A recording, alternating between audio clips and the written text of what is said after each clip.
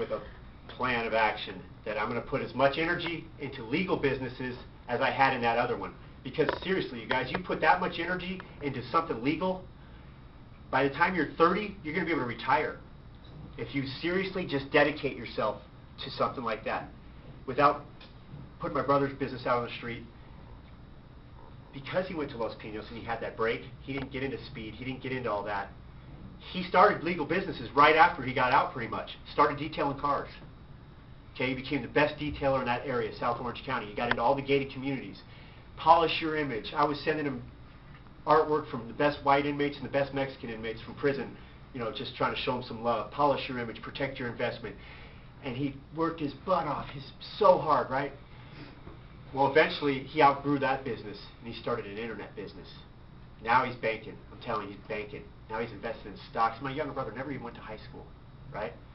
So I was seeing this as I'm doing this hard-headed prison career, drug career, knowing I'm in the wrong. By the way, before any of the divorce and any of that happened, my mom's like Italian Catholic, and she breathed like the Holy Spirit into me, Bible, church. That's why I rebelled so hard, because she was so affectionate and loving. She'd sing songs to me. She'd make up songs, very loving. This is another thing I want to tell you guys. I don't know if you guys have any good moms or any good family at all, and I pray you do. But you're breaking their hearts. Even if they did stuff wrong, you're breaking their hearts when you're hurting yourself. They're scared for you. And try to forgive them. It took me so long to forgive my parents. But in the end, they're doing the best they could in their environment. Like my dad, he was brought up really hard in Indiana, like coal miner hard.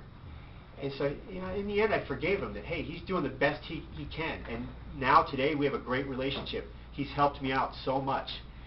And I had to go through all that to realize, hey, you know what, be humble. Tell on yourself. Like, I got to the point where I realized drugs are so bad. You know how I showed you that at a point there was money in it for me?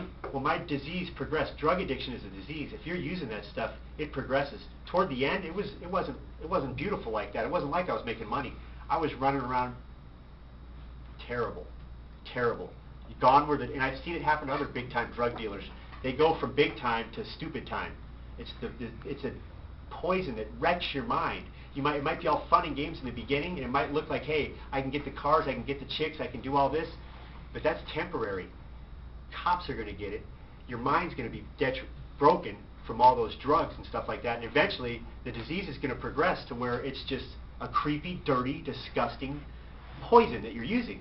And you're going to get to that age where you're like, wow, how much of my life have I wrecked?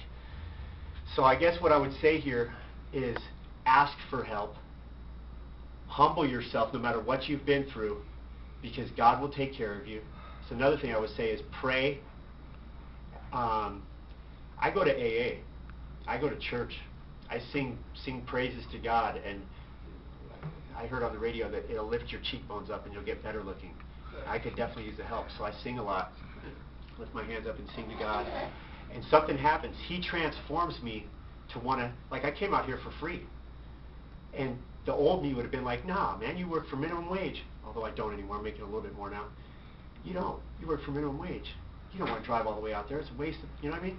But because I'm caring about honoring God and want to be useful to Him, and because He's forgiven me for so much, this is an honor and an opportunity to say, hey, you know what, I've been where these kids have been. Maybe I can connect with one of them and help one of them figure out that, you know what, my delusions or my thoughts of grandeur or my daydreams of, you know, coming up and drug dealing or jacking or gang banging or whatever, maybe God's speaking to me right now through this guy. So just because there's a possibility, I love to be here if I could help anybody see, not to go down the path I did, and so many other people did. You know what I mean? I got a lot of friends that have been to Pelican Bay. I've done a bunch of shoe time myself. And let me tell you, there is no freaking pot of gold at the end of that rainbow. You know, you get there and you're at Pelican Bay. Now what? You're stuck there. Half the people are dropping out. You're getting rushed by guards that are coming into the cells, beating you up with masks on. And it's just, dude, that's not a life you want. You don't get any bonus points for that. You know what I mean? You get out and somebody's going to tell on you anyway.